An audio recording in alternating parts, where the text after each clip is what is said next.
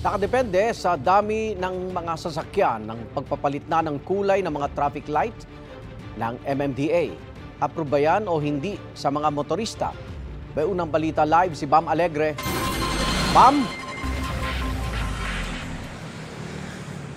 Again, good morning. Ang mga traffic light na hawak ng MMDA, hindi na yan de-timer, kundi sensor-based na.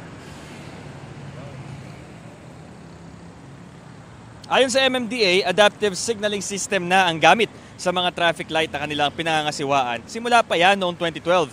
At ngayon, 100% na raw itong ipinatutupad. Inalis na ng MMDA ang mga timer sa 76 nilang traffic light.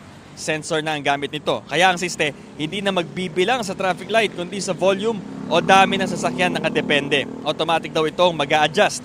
Dagdag na MMDA, may warning daw ito na 5 blink at 3 segundo na yellow light bago mag-red light para maiwasan daw ang beating the red light. Pero makabagong teknolohiyang ito, nakakalito pa raw para sa ilang motorista ang ating nakausap. Ang delivery truck driver na si Ariel Bon, mas hinahanap pa rin ng timer. Ang motorista naman na si June Palataw, nangangambang mas madaling mamumultahan siya dahil nakasensor at hindi dinumero ang traffic light. Narito ang kanilang mga pahayag. Mas maganda po yung may timer talaga. Kasi katulad nung medyo mabilis yung takbo mo, pag gano'n sa kasi 4 seconds lang yun eh. Mabibitin ka, mapupunta ka sa gitna pag nag-yelo yun, tapos paparahin ka, di ba? Mas maganda yung may mga timer. Yan ang pinaka-the best para iwas suling. Alayo pa lang makikita mo na kung ilang minuto na lang o seconds niya.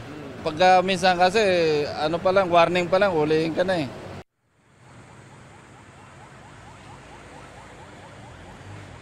Again, isa sa mga halimbawa ng ganitong uri ng traffic light, itong kinatatayuan natin. Dito yan sa may nagtahan o sa may Mabini Bridge. Merong isang panukalang batas na papanukala nga na gawing mandatory yung mga timer sa mga traffic light. Pero tiyak na magkakaroon ng diskusyon kung paano ito aakma sa sistema na gamit ngayon. Ito ang unang balita mula rito sa Maynila. Bam Alegre para sa GMA Integrated News.